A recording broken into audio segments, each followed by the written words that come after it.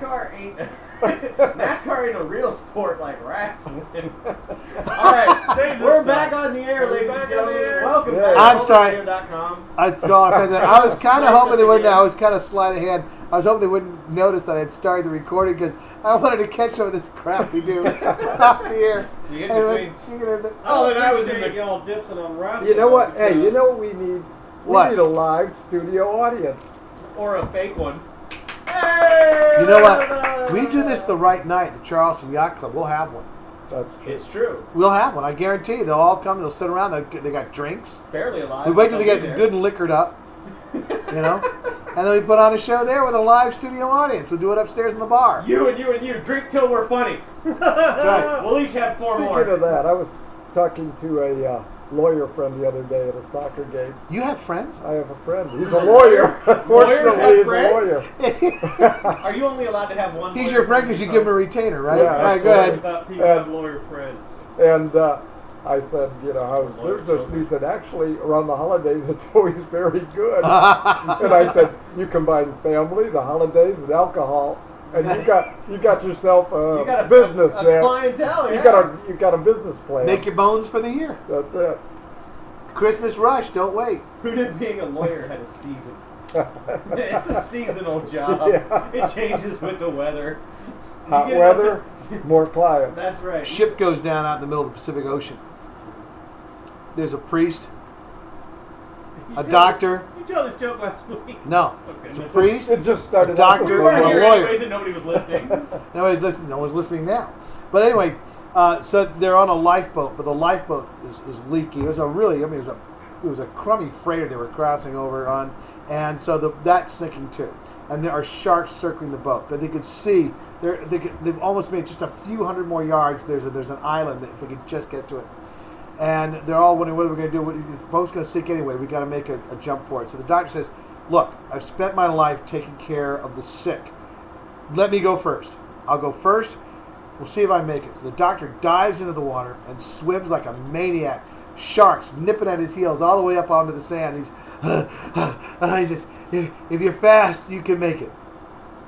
The priest looks at the lawyer and says, it's all right, it's all right. I've spent my life, counseling people and tending to their spiritual needs. You just watch and let me see if I can make it. If I can make it, you can. So the priest dives in and he's swimming like crazy and the shark's nipping at his heels. And he gets on the sand. I can't believe I made it. Oh, thank you, Lord, thank you. And they both turn to him. They go, okay, boat's almost under. Try for it. The lawyer holds up his hand and he shouts, calm down. He snaps his fingers. The sharks pull up to the boat. He steps with his Armani, his expensive shoes on, his Armani suit, steps on the back of the sharks. The sharks swim him up to the sand. He steps off of the sand, doesn't even get the bottom of his shoes wet. The sharks swim off. Priest and the doctor go, what the hell was that? And he goes, professional courtesy. Oh! Hey! Zinger, ladies and gentlemen. I like that one. No, that's a good one. That is a good joke. Here's a stolen one right here. Uh-oh. They're all stolen. Yeah, nothing's original. Doctor says to the guy, he goes, oh, listen, I got some bad news. I got some worse news for you. I said, well, what's the bad news?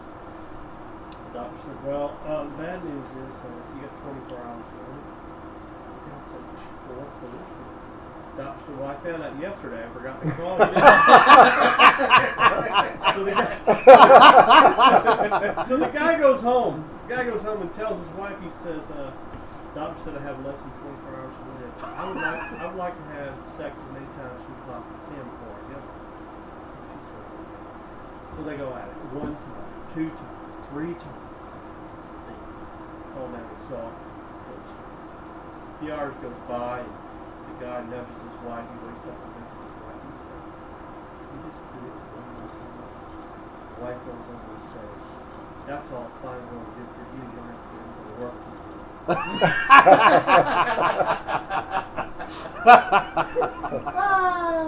Oh, God. Oh, Lord. A little bit of comedy for you ladies and gentlemen listening out there live across the internets or in the archives on ColbertRadio.com. We are back with the second season. What is this segment going to be, gentlemen? Since we're already after. Well, actually, what I really would like to do right now, before we go to anything else, is I want to talk about Water Missions International. Okay. We like to, do a public service here with the show, Absolutely. and we have my father's endowment, the Medical University, which we like to promote, but I also want to promote Water Missions International, which is doing really wonderful work down in Haiti right now. They're going to have about 12 water purifying stations down there here pretty soon. And let me tell you, talk about bang for your buck. Not only that, but I spoke to, her name is Dania Jordan. And you know Dania Jordan? Absolutely. Yeah. Well, she's basically invited us to come and do a remote at their location. So which means I'm hoping I asked she's got to have Wi-Fi. We may actually go down and do a remote at this place. But this is an amazing piece of technology. It's strictly a filtration system, and it uses solar power to operate the pump, okay, which is actually a very good application for it.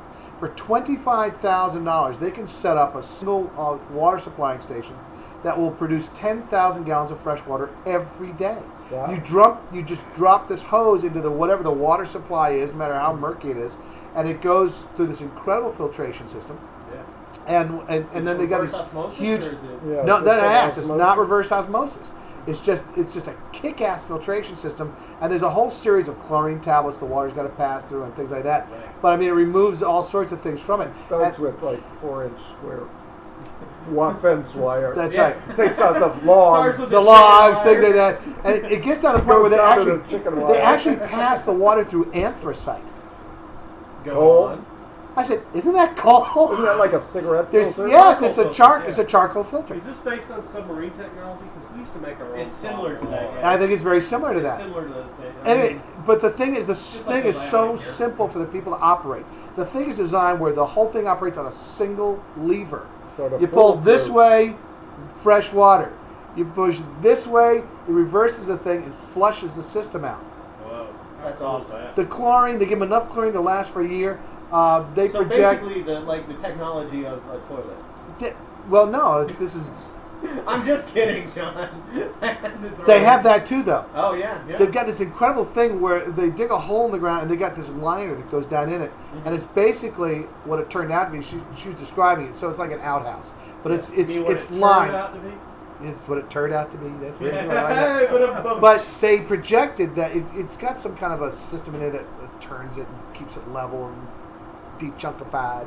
And it, in case you get too many peanuts and corn in your diet, I guess. Thank you. But anyway, she said they project that this one thing is like 8 feet tall and so many feet wide and everything else. So and the toilet just sits right on top of it. The whole thing goes in the ground. She said they project this thing would last for regular use for about 8 years or so. And I said, do you use bacteria in it? Like you know what you got there basically is a septic tank. Right. She goes, a latrine. Yeah, it's a latrine, but it's a septic tank on a latrine. With enzymes. Yeah, I said, do you put the enzymes and the bacteria in there to break it down? Well, no.